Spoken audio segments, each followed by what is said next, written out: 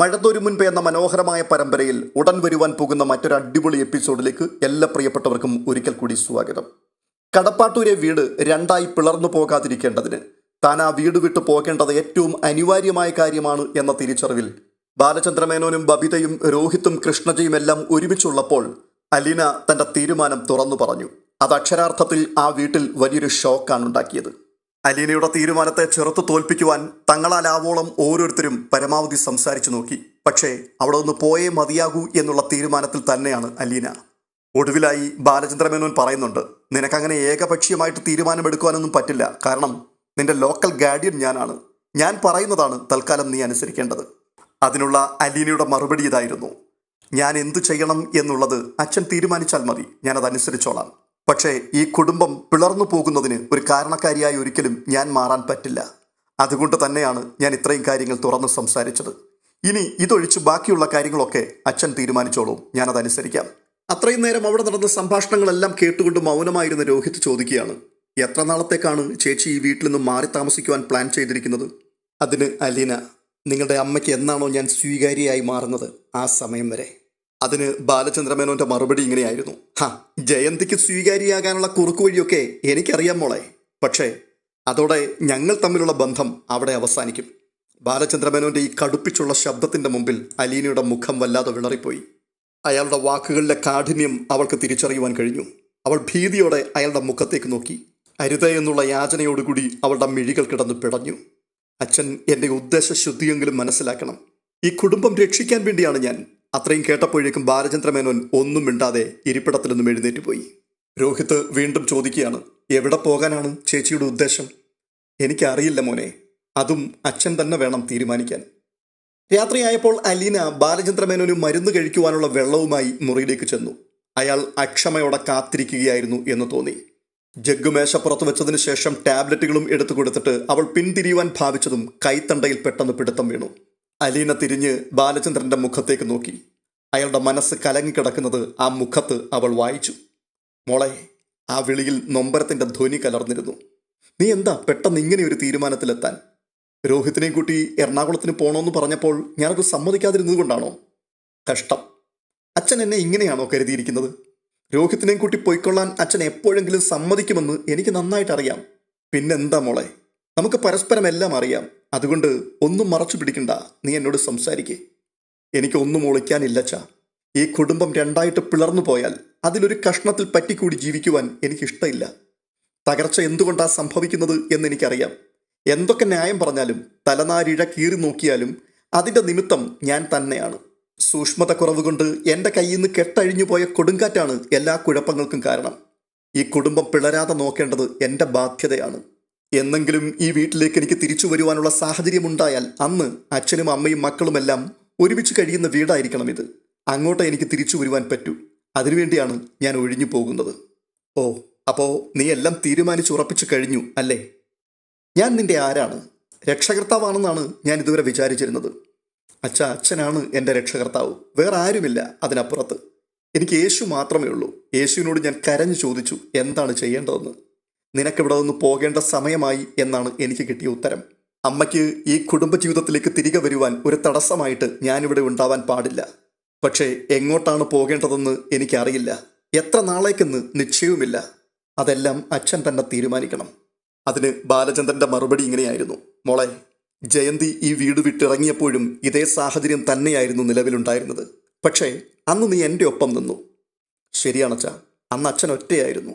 ഇല്ലെങ്കിൽ അച്ഛൻ തളർന്നു പോയേനെ, ഈ കുടുംബവും തകർന്നേനെ. ഇപ്പോൾ അച്ഛൻ ഒറ്റയ്ക്കല്ല, മക്കൾ 3 പേരും അച്ഛൻ്റെ ഒപ്പമുണ്ട്. അമ്മയാണ് തനിച്ചായിരിക്കുന്നത്. ഓ, അപ്പം നീ മറുഭാഗം ചേർന്ന് ബലാബലം തുല്യപ്പെടുത്തുകയാണ് അല്ലേ? ഞാൻ ഇനിയും ജയന്തിയെ എൻ്റെ ഭാര്യയായിട്ട് അംഗീകരിക്കുകയും ബഹുമാനിക്കുകയും ചെയ്യുമെന്ന് നീ കരുതുന്നുണ്ടോ? ഇല്ലായിരിക്കാം. എന്നാലും കുറച്ചു കാലമെങ്കിലും അച്ഛന് ക്ഷമയോടിരിക്കാൻ പറ്റുമല്ലോ. ആ ക്ഷമ ഈ കുടുംബത്തിലേക്ക് എന്തെങ്കിലും മാറ്റം കൊണ്ടുവരുമെന്ന് എനിക്ക് പ്രതീക്ഷിക്കാമല്ലോ. ഇപ്പോൾ ഞാൻ പോയില്ലെങ്കിൽ എന്താ സംഭവിക്കുക? അമ്മ ഫാമിലി കോർട്ടിൽ പോയി വിവാഹമോചനം നേടാൻ ശ്രമിക്കും. ഞാനും അച്ഛനും തമ്മിലുള്ള ബന്ധം കോടതി മുറിയിൽ തീരെ മോശമായിട്ട് അവതരിപ്പിക്കും. ഞാനും അച്ഛനും മക്കളുമെല്ലാം കോടതിയിൽ കയറി നിൽക്കേണ്ടി വരും. കോടതി ഏത് തീരുമാനത്തിലെത്തിയാലും കേസിനെ പറ്റി അറിയുന്നവരെല്ലാം അച്ഛനും ഞാനും തമ്മിലുള്ള ബന്ധത്തെ തെറ്റിദ്ധരിക്കുകയും ചെയ്യും. അച്ഛന് വാശിയും ദേഷ്യവും കൂടിയാൽ ചിലപ്പോൾ എൻ്റെ ജന്മരഹസ്യം കോടതിയിൽ വെളിപ്പെടുത്തിയെന്ന് വരും. അപ്പോഴോ ഒരിക്കലും തിരിച്ചു വരുവാൻ പറ്റാത്തത്രയും ദൂരത്തേക്ക് നമ്മൾ പോണോ അച്ഛാ? മോളെ, കഴിഞ്ഞ 22 വർഷക്കാലവും എന്നെ തോൽപ്പിച്ചവളാണ് ജയന്തി. ഇനിയും അവളുടെ മുമ്പിൽ മുട്ടുമടക്കാൻ എനിക്ക് മനസ്സില്ല. ആരാച്ചാ തോറ്റത്? അച്ഛൻ തോറ്റിട്ടില്ല. എനിക്കറിയാലോ അമ്മയുടെ മുമ്പിൽ ജയിച്ചു നിൽക്കുന്നത് അച്ഛൻ തന്നെയാണെന്ന്. ജയിച്ചു എന്ന് അമ്മ കരുതിയാലും അച്ഛൻ അറിയാമല്ലോ അമ്മയാണ് തോൽക്കുന്നതെന്ന്. അന്തിമ ജയത്തിനുള്ള ആയുധം പോലും അച്ഛൻ്റെ കയ്യിലാണെന്ന് ഒരിക്കൽ അച്ഛൻ തന്നെയല്ലേ പറഞ്ഞത്? ബാലചന്ദ്രമേനോന് ആ വാക്കുകളുടെ മുമ്പിൽ മൊഴിമുട്ടിപ്പോയി. അയാളുടെ കൈ പിടിച്ച് അവൾ യാചിച്ചു. ഇത്രയും കാലം അച്ഛൻ പറഞ്ഞതെല്ലാം ഞാൻ അനുസരിച്ചില്ലേ? അച്ഛൻ്റെ കൂടെ നിന്നില്ലേ ഞാൻ? അച്ഛൻ്റെ മക്കളുടെ കൂടെ നിന്നില്ലേ? ഇനി ഞാൻ പൊയ്ക്കോട്ടെ എന്ന് ഒരനുവാദം മാത്രമല്ലേ ചോദിച്ചുള്ളൂ? അതെനിക്ക് തന്നൂടേച്ചാ. അലീനയുടെ മിഴികൾ തുളുമ്പുന്നത് കണ്ട് ബാലചന്ദ്രൻ ദുർബലനായിപ്പോയി. അവൾ പറയുന്നതെല്ലാം സത്യമാണെന്ന് അയാൾക്കറിയാം. അവളാണ് ഈ കുടുംബം തകരാതെ പിടിച്ചു നിർത്തിയത്. വഴിതെറ്റിപ്പോകുമായിരുന്ന തൻ്റെ മക്കളെ നേർവഴിക്ക് നടത്തിയത് അവളാണ്. അതിനുവേണ്ടി അവൾ അനുഭവിച്ച യാതനകൾക്കും ത്യാഗങ്ങൾക്കും അളവില്ല. ഇപ്പോൾ അവൾ പോകണമെന്ന് നിർബന്ധം പിടിക്കുന്നതും കുടുംബം തകരാതെ പിടിച്ചു നിൽക്കട്ടെ എന്ന് കരുതിയാണെന്നും അയാൾക്ക് നന്നായിട്ടറിയാം. ബാലചന്ദ്രൻ മൗനമായി കുനിഞ്ഞിരിക്കുകയാണ്. വീണ്ടും അലീന ചോദിക്കുകയാണ്, അച്ഛൻ എന്താ ഒന്നും പറയാത്തെ? ഞാൻ പൊയ്ക്കോട്ടെ? അവളുടെ യാചനാനിർഭരമായ നോട്ടത്തിനും കണ്ണുനീരിനും മുമ്പിൽ അയാൾ നിസ്സഹായനായി വീണ്ടും തലകുനിച്ചുപോയി. കോണിപ്പടി ഇറങ്ങി വന്ന അലീനയുടെ മുഖഭാവം ബബിത ശ്രദ്ധിച്ചു. കഥനഭാരം കൊണ്ട് ആ മുഖം താണിരിക്കുന്നു. അവൾ മുറിയിലേക്ക് കയറിപ്പോകുന്നതുവരെ ബബിത നോക്കി നിന്നു. എന്തോ പന്തികേടുണ്ടെന്ന് കൃഷ്ണയ്ക്കും തോന്നി. അവൾ വേഗം ബബിതയുടെ അരികിലേക്ക് വന്നിട്ട് ചോദിക്കുകയാണ്, എന്താ ബബിതേച്ചി പ്രശ്നം? ബബിത കൈകൾ മലർത്തിക്കൊണ്ട് പറഞ്ഞു, എനിക്കറിയില്ല.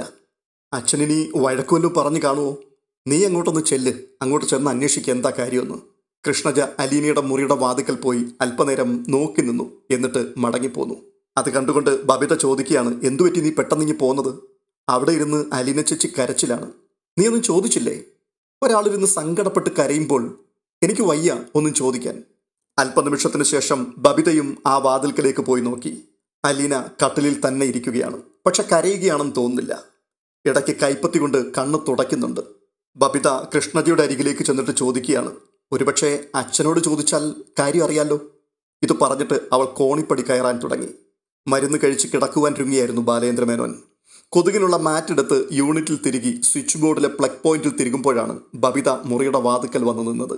ബാലചന്ദ്രമേനോൻ തെല്ല് സംശയത്തോടെ അവളെ നോക്കി. അച്ഛൻ്റെ മുഖത്തും അസ്വസ്ഥതയുണ്ടെന്ന് അവൾക്ക് മനസ്സിലായി. ബാലേന്ദ്രൻ ചോദിക്കുകയാണ്, നീ എന്താണ് അവിടെ തന്നെ നിന്നത്? ഇങ്ങോട്ട് കയറി വാ. ബബിത മുറിയിലേക്ക് കയറി ചെന്നു. എന്നിട്ട് ചോദിക്കുകയാണ്, അച്ഛാ എന്താ അച്ഛാ പ്രശ്നം? പ്രശ്നമോ? എന്തു പ്രശ്നം? ഒന്നും അറിയാത്തതുപോലെ അച്ഛൻ അഭിനയിക്കല്ലേ. അച്ഛൻ്റെ മാനസപുത്രി കണ്ണീരൊലിപ്പിച്ചിട്ട് പോകുന്നത് കണ്ടല്ലോ. ഓ അതാണോ? അത് ഇന്ന് ഉച്ചയ്ക്ക് സംസാരിച്ച വിഷയം തന്നെയാണ്. അവൾക്ക് പോകണം. അത് ശരി, ചേച്ചിക്ക് പോകണമെന്ന് എന്താ ഇത്ര നിർബന്ധം? അത് നിനക്ക് മനസ്സിലായില്ലേ? നിന്റെ അമ്മ പഴയ രീതിയിലേക്ക് മടങ്ങി എത്തണമെന്നുണ്ടെങ്കിൽ അവൾ ഇവിടുന്ന് തിരിച്ചു പോയേ പറ്റൂ എന്നുള്ളതാണ് അവളുടെ വാദം. എന്നിട്ട് അച്ഛനത് സമ്മതിച്ചോ? ബാലചന്ദ്രമേനോൻ ബബിതയുടെ മുഖത്തേക്കൊന്ന് സൂക്ഷിച്ചു നോക്കി. ബബിതയുടെ മുഖത്ത് അമർഷവും പ്രതിഷേധവുമാണ്. ശബ്ദം താഴ്ത്തി ബാലചന്ദ്രൻ പറയുകയാണ്, സമ്മതിക്കാതെ ഞാൻ എന്തു ചെയ്യും? പോകണ്ടെന്ന് അച്ഛൻ നിർബന്ധമായിട്ട് പറഞ്ഞാൽ ചേച്ചി ഇവിടുന്ന് പോവുമോ? അതിന് മറുപടിയായി ബാലചന്ദ്രൻ ഇങ്ങനെയാണ് പറഞ്ഞത്, ഞാൻ എന്തിനാണ് നിർബന്ധിക്കുന്നത്? ആർക്കു വേണ്ടിയാണ് നിർബന്ധിക്കേണ്ടത്? ഇവിടെ ആർക്കും അവളെ കണ്ണെടുത്താൽ കണ്ടുകൂടാ. അച്ഛൻ എന്താച്ചാ ഇങ്ങനെയൊക്കെ പറയുന്നത്? ആർക്കാ കണ്ടുകൂടാത്തത്? അത് ശരി, അവൾക്കെതിരെ ഇത്രയും നാൾ ഇവിടെ എല്ലാവരും ചേർന്ന് യുദ്ധമല്ലായിരുന്നോ? നീയും നിന്റെ അമ്മയും രോഹിത്തും കൊല്ലപ്പള്ളിക്കാരും അങ്ങനെ സകല ആൾക്കാരും. എൻ്റെ അച്ഛൻ ഞാൻ ആരോടും യുദ്ധത്തിനില്ല, രോഹിയേട്ടനുമില്ല. ആ ശരി ശരി, എന്തായാലും അവൾ പോകാൻ നിശ്ചയിച്ചു. അച്ഛൻ ചേച്ചിയെ വിടരുത്. എനിക്ക് ബലമായിട്ട് പിടിച്ചു നിർത്താൻ പറ്റുമോ? അല്ലെങ്കിൽ തന്നെ അവൾ എൻ്റെ ആരാണ്? അച്ഛൻ്റെ സുഹൃത്തിൻ്റെ മോളല്ലേ. അച്ഛൻ പറഞ്ഞാൽ അനുസരിക്കില്ലേ?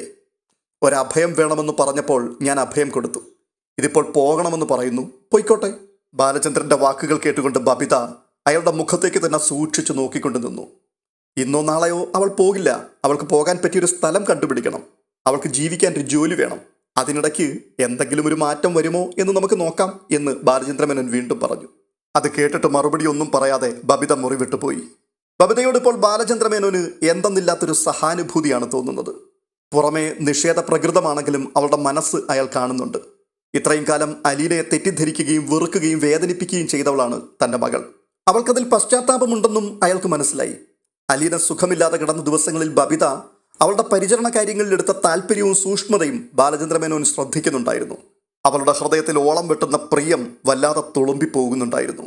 അലീന എത്രയോ കാലങ്ങൾക്ക് മുമ്പേ മുൻപോട്ട് വെച്ച സ്നേഹത്തിന്റെ കീഴടങ്ങൽ കരാറിനെതിരെ ഇത്രയും കാലം ചെറുത്തുനിന്ന ശേഷം ബബിതയൊടുവിൽ അടിയറവ് പറഞ്ഞിരിക്കുന്നു.